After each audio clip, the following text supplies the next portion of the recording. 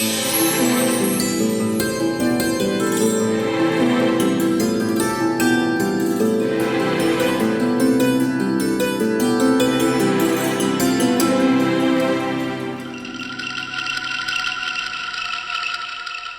বাহ, আমার মতো তুমিও নিজের পোশাক বদলে ফেললে। খুব ভালো। এবার মনে হচ্ছে তুমিই আমার সহধর্মিণী। প্রদ্যুম্নকে দ্বারকার রাজা বানিয়ে দিলেন, আর তার উপর ওই কৃষ্ণের কাছে আপনি ক্ষমা প্রার্থনাও করলেন। ওনাকে দ্বারকাধীশ বলেও মেনে নিলেন কেন? আমি বাবাকে সসম্মানে দ্বারকাধীশ বলেই ডাকবো, যাতে আমার মনে থাকে যে আমি বাবার থেকে ওনার দ্বারকাধীশের গদি ছিনিয়ে নিতে চাই। বাবার আগে আমি ওনার উত্তরাধিকারীদেরকেই শেষ করে ফেলবো। আর্যশাম্ব ওই কৃষ্ণকে আর ওনার উত্তরাধিকারীদের এরকম নিজের পদ থেকে সরিয়ে দেওয়া এত সোজা নয়। এই কাজ তো আমি একা করব না, এই কার্যতে সমগ্র যদু বংশ আমাকে সাহায্য করবে। আমি সবার মধ্যে এমন এক ধরনের মতভেদ উৎপন্ন করব যা দ্বারকা আর বাসুদেব শ্রীকৃষ্ণের পতনের কারণ হবে।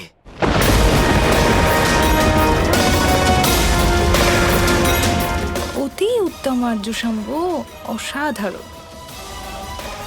কিন্তু এত উৎসাহতে তুমি নিজের কার্য আবার ভুলে যেও না। মনে আছে তো যে রাধার থেকে কি প্রতিশ্রুতি নিতে হবে? সব মনে আছে আমার। যাও। রাধা, তোমায় ছাড়া জানো তো যেন দ্বারকা একদম চুপচাপ হয়ে গেছিল। এমনকি শ্রীকৃষ্ণও দ্বারকা ছেড়ে চলে যাচ্ছিলেন। বর্ষণা থেকে যদি সংবাদ না আসতো তাহলে কৃষ্ণ অবশ্যই দ্বারকা ত্যাগ করে চলে যেতেন। হ্যাঁ, আমি এই চেষ্টাই করব যে আমি যেন কখনো কৃষ্ণকে ছেড়ে না যাই। শ্রী রাধা,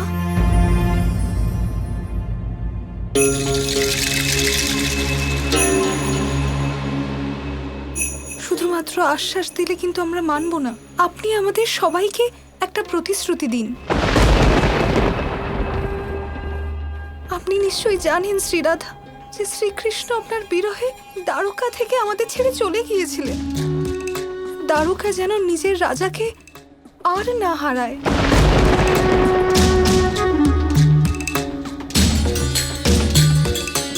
কিন্তু প্রতিশ্রুতির কি প্রয়োজন? আমি কৃষ্ণকে ছেড়ে কোথাও যাব না।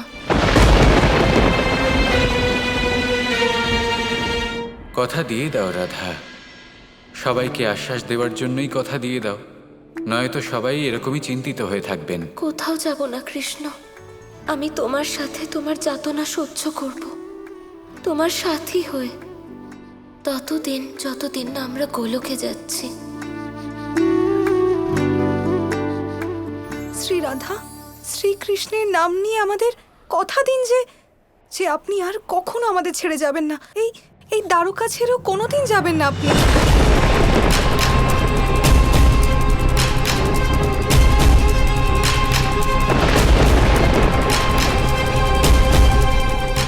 ঠিক আছে, যদি তাই হয় আমি কথা দিচ্ছি।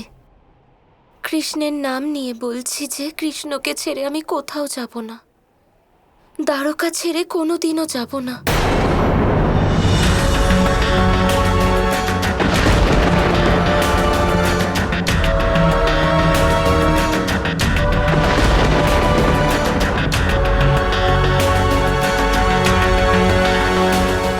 এ কি রাধা, আমি তোমার সিদ্ধান্তে খুব প্রসন্ন হয়েছি, কিন্তু আজকের আগে তুমি কোনোদিনও কানাইয়ের নামে দিব্যি করো।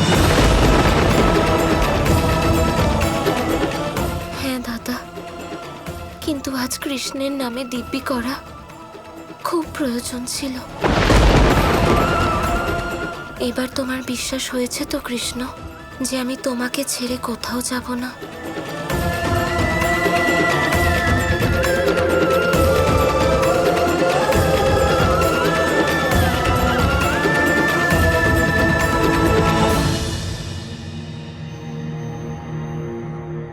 রুক্মিণী, দেবকী মাতা কোথায় আছেন? আপনি যখন থেকে গেছেন তখন থেকেই মাতা দেবকী মন্দিরে আপনার জন্য প্রার্থনা করছেন। আমি আসছি।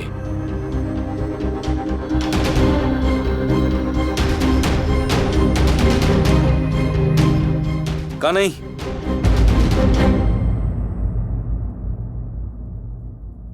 কি লুকোচ্ছ আমার কাছে কানাই? শাম্বর মধ্যে এত বড় পরিবর্তন হতেই পারে না, তা আমি ভালো করেই জানি। আর রাধার এত দৃঢ় নিশ্চয়তাকে এতটা সহজে পরিবর্তিত করে দিলে তুমি। প্রথমে তো ও দ্বারকাতে এক মুহূর্তও থাকতে চাইছিল না, তারপর এমন কি বললে তুমি ওকে যে ও তোমার সাথে আবার ফিরে এলো? কানাই, সবার আগে রাধা যখন তোমার নামে দিব্যি করলো তখন সেটা আমি বুঝতে পেরেছিলাম, কিন্তু তার থেকেও বেশি অদ্ভুত আমার এটা লাগলো যে ও যখন এইসব বলছিল তখন ওর মুখে দুঃখ ছিল, প্রেম নয়।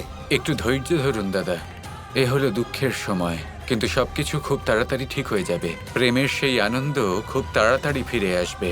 কানাই, আমি রাধা কৃষ্ণকে চিরকাল একে অপরের প্রেমে মগ্ন থাকতে দেখেছি, কিন্তু আজ হঠাৎ এইরকম ভাবে সেই ভালোবাসা হারিয়ে যেতে দেখে শুধুমাত্র আমি নয়, এই সমস্ত সংসার চিন্তিত। রাধা কৃষ্ণের এই প্রেম অনন্ত, এই দুঃখ অনন্ত নয়। বিশ্বাস রাখুন নিজের অনুজের ওপর। রাধা কৃষ্ণ এই সংসারকে প্রেম শেখাতে এসেছেন।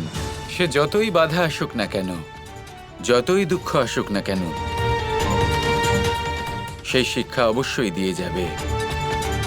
রাধা আমাকে আবার ভালোবাসবে, আর তখন এই সংসার আবার আমাদের ভালোবাসা দেখে আমাদের ভালোবাসার ওপরে আরো বেশি ভরসা করবে। এ আমি কথা দিলাম।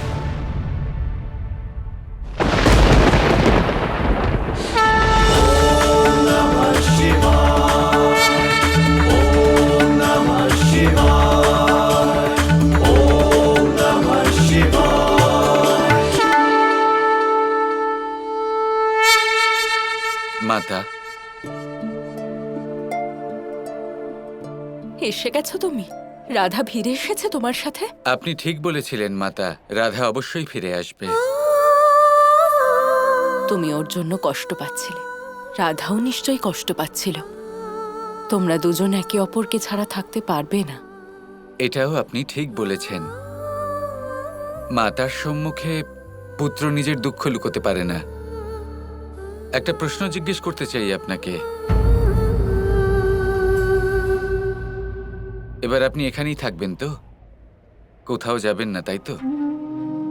আমি এই কারণে জিজ্ঞেস করছি, আজ অবধি যা করেছি নিজের ইচ্ছে অনুসারে করেছি, কিন্তু এবার এমন একটা সময় আসতে চলেছে যখন আপনার পুত্র হয়তো বিবশ হয়ে পড়বে। এমন সময় আপনি আমার সাথে থাকলে তবে আমার মন শান্ত থাকবে, আর কিচ্ছু নয়। কি বলছো তুমি? এখন তো রাধাও তোমার সাথে ফিরে এসেছে, তাহলে তুমি কোন বিবশতার কথা বলছো?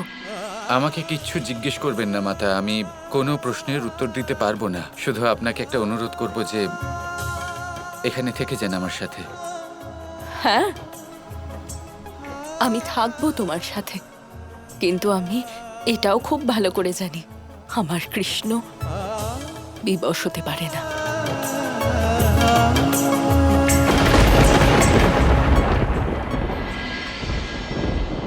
দাদা, রাধারানী, কি হলো রাধারানী? আপনাকে দেখে এটা কেন মনে হচ্ছে যেন আপনি কোনো দ্বন্দ্বের মধ্যে রয়েছেন? আমি জানি যে কানাইয়ার আপনার মধ্যে নিশ্চয়ই কোনো দ্বন্দ্ব চলছে, কিন্তু আমার কথা বিশ্বাস করুন, যখন আপনারা সাথে আছেন তখন সব ঠিক হয়েই যাবে। কোনো সমস্যা নেই দাদা, কিন্তু শুধু একটা সত্যি জানতে চাই। অবশ্যই দেবী রাধা, বলুন আপনি কি জানতে চান। দাদা, যখন আমি আজ দিব্যি নিলাম তখন প্রসন্ন ছিলাম না। জানেন কেন? কারণ আমি কৃষ্ণকে বলেছিলাম যে আমি ওকে আর ভালোবাসতে পারবো না। কি?